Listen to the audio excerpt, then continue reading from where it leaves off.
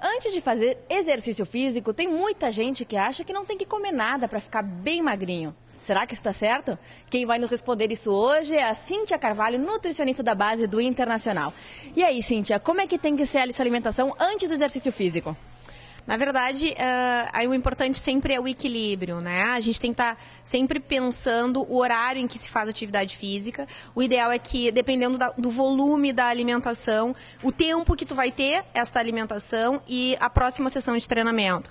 O que significa isso? Se geralmente eu treino no final da tarde, a minha última refeição foi o almoço, 3 horas depois do meu almoço, ela pode ser uma refeição completa, com arroz, feijão, macarrão, carne, inclusive vermelha ou branca, saladas e hortaliças cozidas ou cruas, sucos.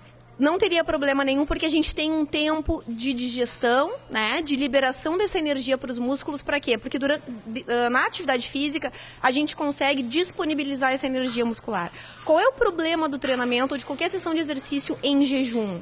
A gente não tem a glicose circulante no sangue, né? O que significa isso? A glicose é o substrato energético, é uma forma de carboidrato mais simples, é o substrato energético principal para todas as atividades orgânicas, principalmente para o cérebro. Então, quando eu treino em jejum, eu estou utilizando imediatamente, antes de começar a utilizar gordura, como muita gente pensa, eu vou estar utilizando proteína muscular primeiramente, para que o músculo consiga funcionar. Ele mesmo vai utilizar essa proteína muscular para manter a sua atividade, e eu acabo, muitas vezes, tem muita gente que quer incorporar, quer ganhar massa muscular e acaba não conseguindo. Por quê? Porque está treinando em jejum.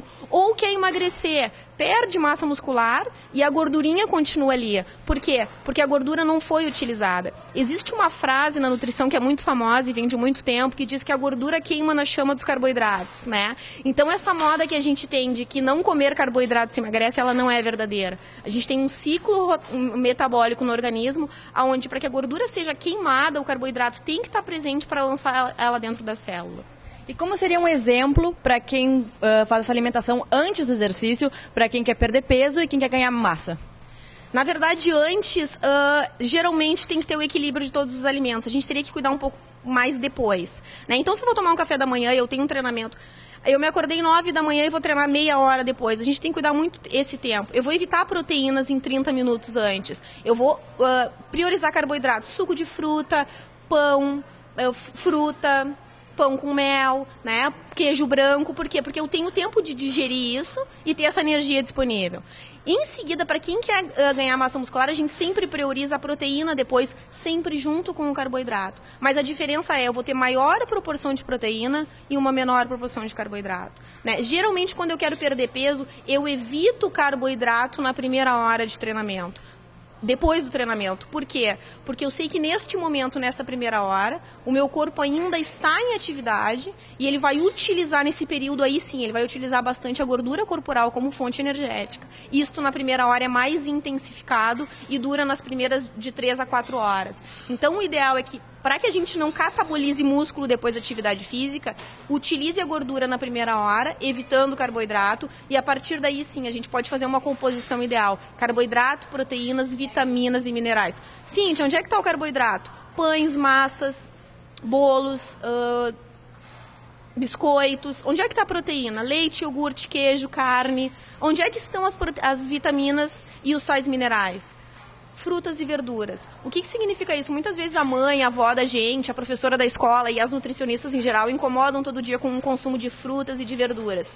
Por que a gente incomoda, né? Porque, na verdade, o organismo não tem um mecanismo de acumular, de guardar essas proteínas, essas vitaminas e minerais. Geralmente a gente tem essa capacidade para proteínas, gorduras e carboidratos, né? Então, por isso que a gente tem que consumir todos os dias. Porque existe uma regra fundamental: a gente não sua só quando a gente escorre, né? Quando a gente escorre, o organismo já está sem condições de suar. Nós estamos aqui agora suando, e nisso a gente está perdendo minerais. E a gente precisa repor todos os dias e o tempo todo. E tem muita gente que pega e aproveita para fazer exercício físico antes do almoço e depois, logo em seguida, vai jantar também na noite depois de trabalhar. Uma boa dica aí para quem faz exercício nesses horários, para o consumo após o exercício? Na verdade, sempre um lanchinho antes, dependendo da última refeição. Se a minha última refeição, se o meu café da manhã foi às 7 da manhã e eu vou treinar ao meio-dia, eu preciso comer alguma coisa antes. Eu preciso tomar um copo de suco, eu preciso comer uma fruta, eu preciso comer uma fatia de pão, uma barra de cereal. Aí eu treino e depois disso eu posso fazer um almoço completo. Arroz, feijão, um tipo de proteína, seja ovo, seja peixe, seja carne, um copo de suco, né? Se eu tô pretendendo perder gordura, eu vou evitar a mistura de carboidratos, arroz e feijão e a massa, eu vou optar por um destes, né? Mas eu vou fazer a minha refeição completa. Por quê? Porque no treinamento físico eu desgastei proteína muscular, que é fundamental para que tu tenha evolução.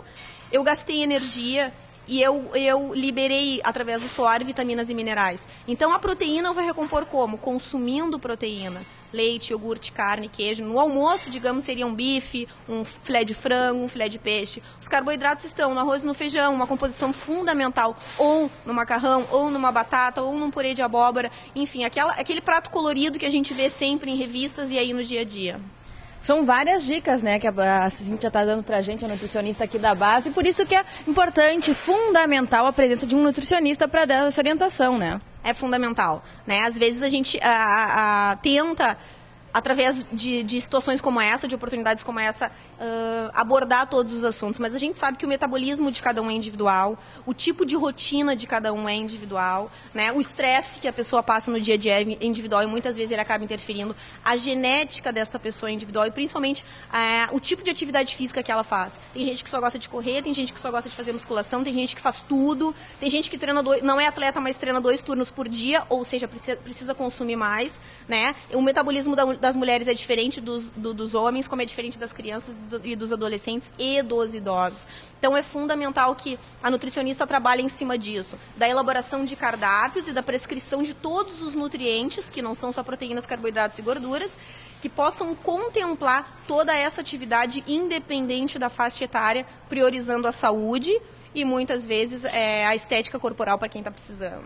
Muito obrigada, Cíntia Carvalho, nutricionista da base aqui do Internacional, que ajudou muito o pessoal que assiste aqui o Saúde em Jogo.